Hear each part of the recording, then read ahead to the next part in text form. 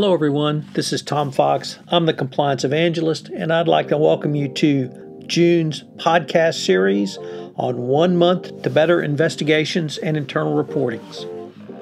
So what do you do when the call, the email, or the personal tip comes into your office where an employee reports suspicious activity somewhere literally across the globe? That activity might well turn into a Foreign Corrupt Practices Act issue for your company. In today's climate, it can turn into issues under lots of different anti-corruption jurisdictions. The Brazilian Clean Companies Act, the UK Bribery Act, or even domestic anti-corruption laws, such as brought GSK to bear in China. As the Chief Compliance Officer, it will be up to you to begin the process, which will determine, in many instances, how your company will respond going forward and will set the tone throughout this most difficult period. This month's podcast series will provide to you all the steps you need to consider going forward. I'm going to take a look at independent versus in-house investigations, investigation protocols, the different resources that a compliance practitioner may bring to bear in an investigation, such as internal audit, IT, and legal. And I'll take a look at special issues such as privilege, Upjohn and Miranda warnings, data privacy, and of course, the Yates memo and its effect.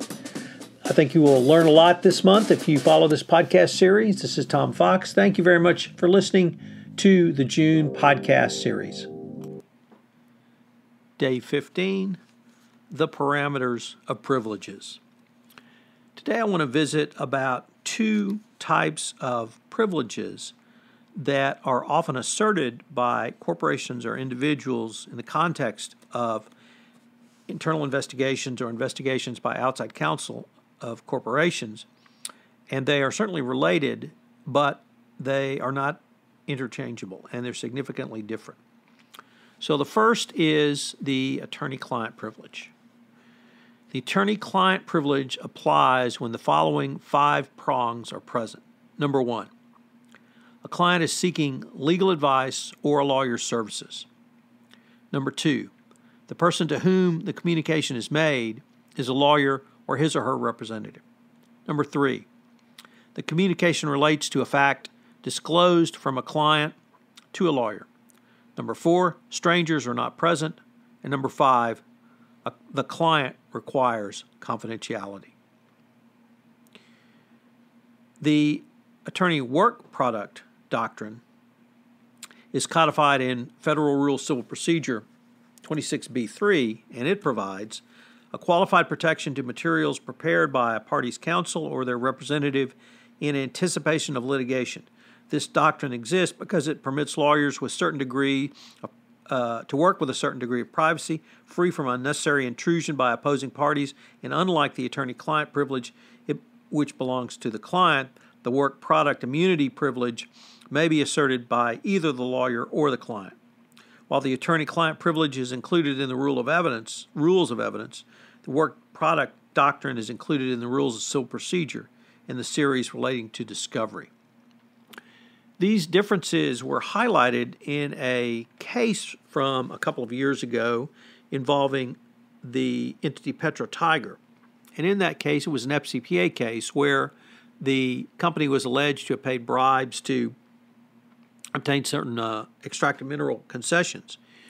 And the general counsel was induced by the FBI to wear a wire and confront the co-CEO of the company. The co-CEO was a fellow named Joel Siegelman. The former general counsel was a fellow named Gregory Wiseman. So Wiseman wires up, and he goes to see Siegelman, and he tries to induce Siegelman to admit that he had made payments or bribe payments in Colombia to obtain mineral concessions. In the trial of this matter, the former CEO Siegelman's counsel tried to assert the attorney-client privilege to keep these wiretaps out. And the court rejected this because, frankly, Siegelman was not seeking legal advice. It was the former general counsel who flew to Siegelman's home to confront him over the fact that the FBI had come to actually Wiseman to ask questions about the payments. So there was really no attempt by the CEO to obtain legal advice. It's also incumbent to note that the attorney-client privilege can be waived.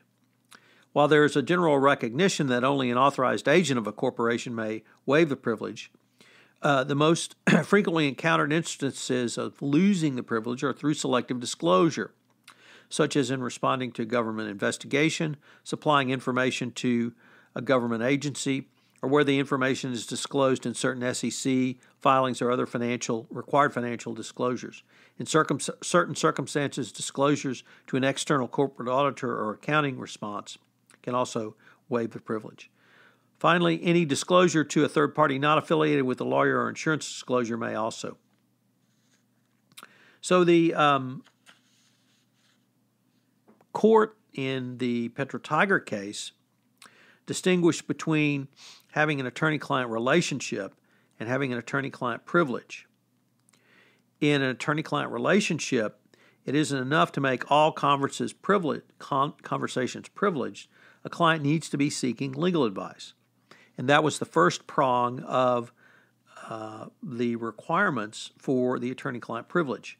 And indeed, the judge said that he could not find a shred of indication that the general counsel was present with the intention of giving advice to Siegelman, or the converse, that Siegelman was seeking advice from the general counsel.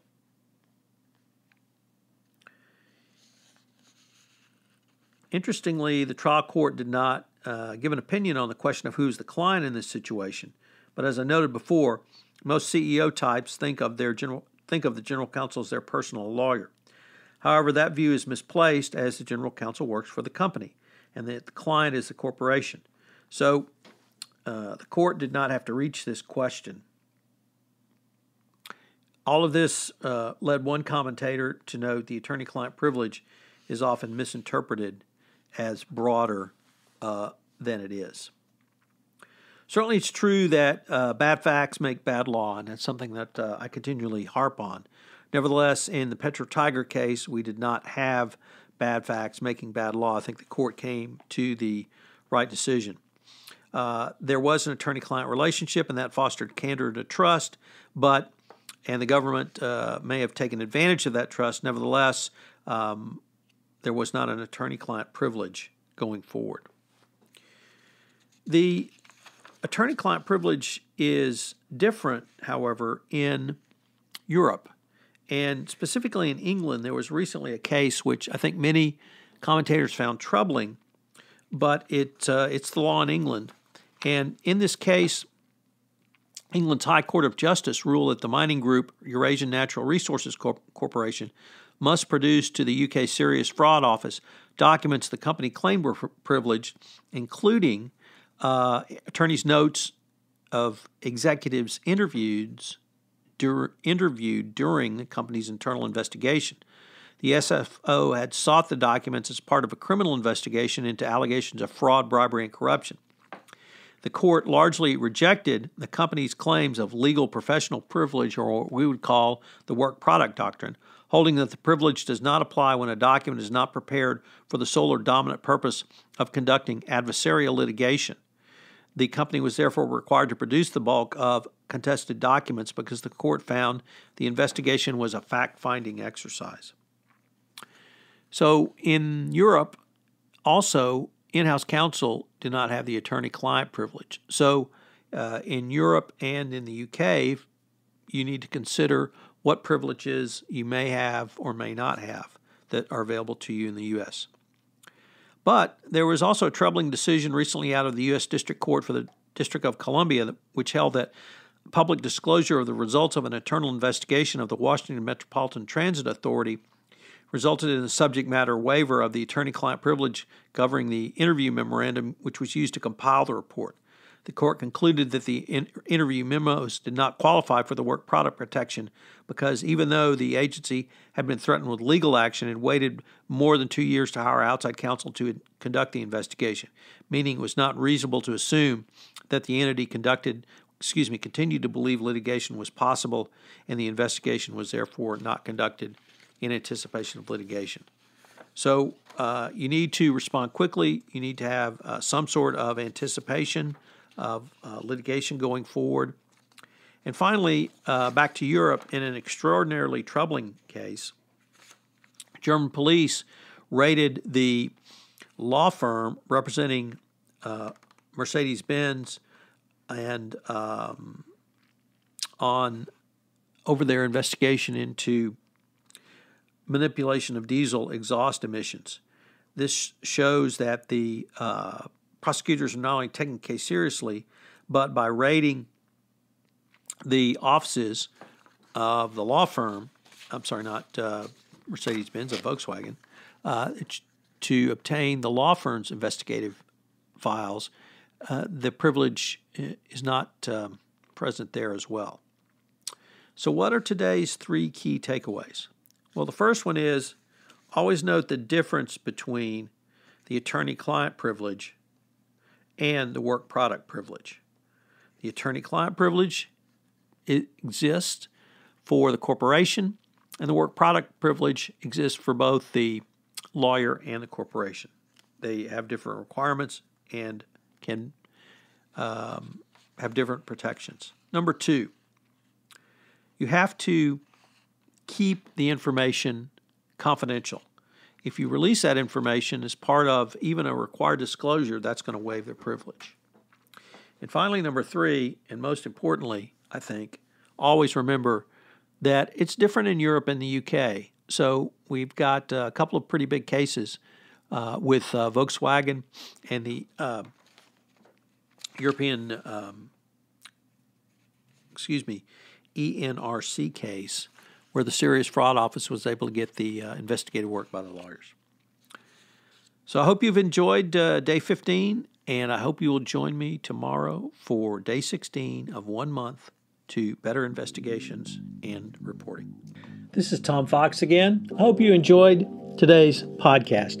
If you have listened to this podcast on iTunes, I would greatly appreciate it if you would rate the podcast, as it would help in our rankings and also help get the word out about the only 1 month podcast series to a better compliance program. Also, if you have any questions, please feel free to contact me. You can reach me at tfox@tfoxlaw.com. This is Tom Fox. Thank you very much again for listening, and I hope you'll join me again for 1 month to better investigations and reporting.